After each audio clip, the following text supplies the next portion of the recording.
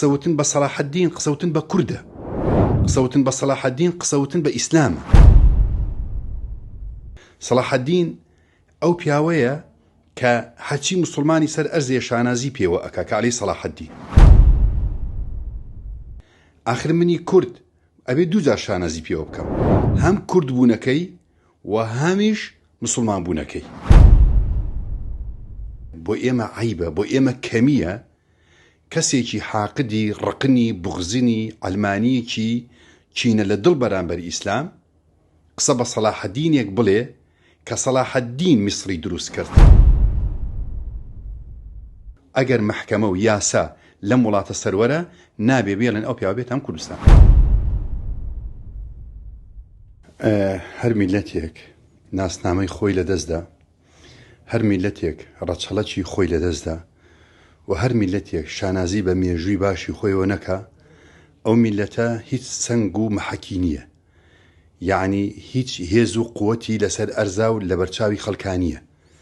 یعنی ئێمە خاوەن مێژووی خۆمانین، مێژووی کورد هیچی خراپیتیان نییە و بە تایبەتی لە ناو هەموو ئەو سەرکردانەی لە دوای عالەمی ئیسلامیەوە بگرە هەتا ئەمڕۆ نەبووە بۆکو صلاح الدینی ئەیوبی ڕەمزێک بێ تەنانەت مەسیحی و کافرەکانیش ئیشارەتی باشی بۆ بدەن.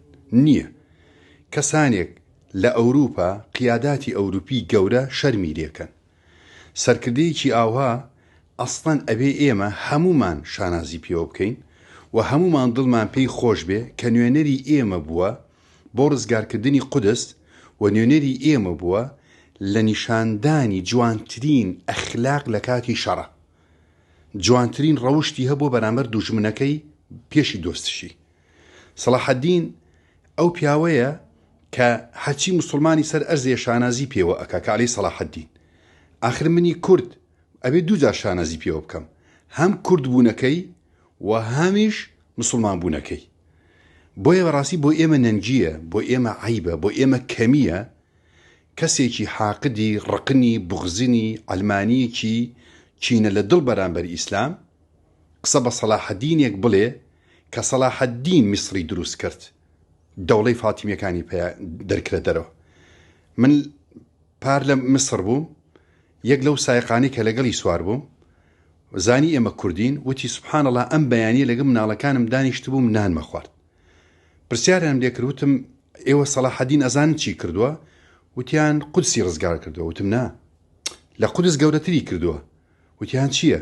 وتی ئێمەی ڕزگار کردووە لە میسر لە فاتیمیەکان دەولەی فاتیمی. ئەگەر صلاح الدین نەبوایە هەموو ئەو دەوڵەتانە بە میسر و بە سووریا و بە هەمووی ئەبوو بە شیعە، دەوڵەی فاتیمی ئیسلامیان وێران کرد. ئێ باشە میسریەک شانازی بە صلاح الدینێکەوەکە بڕۆ ئەچیتە چۆ قەلعەی صلاح الدین لەوەیە، شتەکانی صلاح الدین هەمووی پارێزراوە. تا ئێستاکەی مەوەکو کورد پێشنیار یەکشم کرد، وتم لەناو ئەو سنتەری بازارە بە ئەسپێکەوە هایکەلێک دروست بکەین. لەناو میسر لە چەند شوێن بۆیان کردووە، 3 قائیدی گەورە لەناو میسر بۆیان کراوە. بەڵام ئێمە بەڕاستی حیفە و عیبیشە شانازی بە سەرکردە دڵسۆزە خەمخۆرە گەورەکانی خۆمانەوە نەکەین. ئەنیمە من پرسیارەکە لە تۆی ناکەم، بەڵام لە خەڵکێکی ترێکەم. ئەگەر ئەو پیاوە قسەی بە بەرزانی بووتایە، ئەو پیاوە قسەی بە مام جەلال بووتایە، ئەو پیاوە قسەی بە شێخ مەحموود بووتایە، ئەو پیاوە قسەی بە قازی محەممەد بووتایە، باشە هەر بە ناوی کوردیش قسەیجی بکردایە، ئەمان هێش بێتە ئەم دیوەوە. قسەوتن بە صلاح الدین قسەوتن بە کوردە، قسەوتن بە صلاح الدین قسەوتن بە ئیسلامە. یعنی کەسێک ئاستی با ڕۆشن بیر بێ، بەڵام ئاستی سەقافی سفرە، ئاستی ئەخلاقی سفرە. بەس پێم بڵێ صلاح الدین کام جەریمەی کردووە تا ئێستاکە باس کرابێ، یەک جەریمەی صلاح الدینم پێ بڵێ، یەک خراپەی صلاح الدینم پێ بڵێ.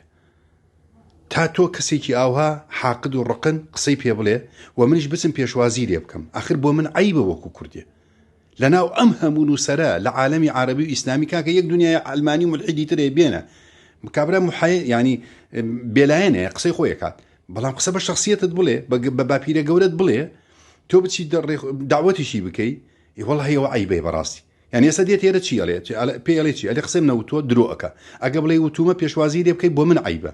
یعنی کەمایەتیە بۆ من پێشوازی لە کەسێ بکەم جوێن بە ڕەچەڵەک و بە باپیرە گەورەی من بدە هەموو عالەمی عەرەبی و عالەمی ئیسلامی و عالەمی ئەوروپی شانازی پێوە ئەکەن. یەک شتێکێنوە بیتان تخوا ئەو مەسرەوە.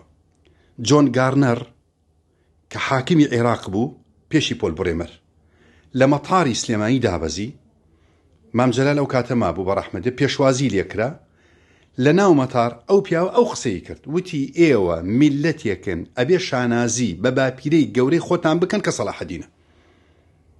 کابرایەکی قایدی عسکەری و سیاسی ئەمریکی حاکمی هەموو عێراق بێت. توخوا عیب نییە بۆ من شانازی پێوە نەکەم. ئەوەندە بەس. وەڵڵاهی من نازانم یەکەم ڕۆکەمە سەرۆکی حکومەت. ئەو نوێنەری هەموو کوردەکات ئێستا کە لەم هەرێمی کوردستان پێشی هەموو کەسە بێوڕێنەدا.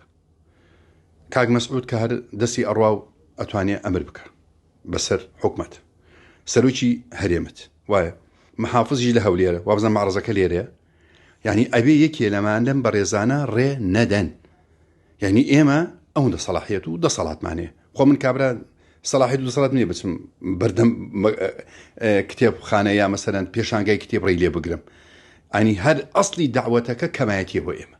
بەڕاستی عیبە ئەو داوەتە حەق ڕەفز کرێتەوە و پێشی بڵێن بۆی ئینسان هەیە حەق و حدودی بزانێ، بڵێن کاکە لەبەر ئەوەی جەنابەت ئەو وتێت بڵاو بۆتەوە لەسەر سەلاحەدین ئێمە ناتوانین داوەت بکەین و بگەڕێەوە. کۆتایی داگەر قسەیەک یاخود پەیام و داواکاری هیوادارم ئەو داواکاری گشتی کاک محەممەد ڕێکانی کردوێتی کە ئەو مدعی عامە داواکارێکی بێتە جێ، ئەگەر مەحکەمە و یاسا لەم وڵاتە سەروەرە نابێ بێڵێن ئەو پیاوە بێت هەم کوردستان. زۆر سپاس. دەست خۆش.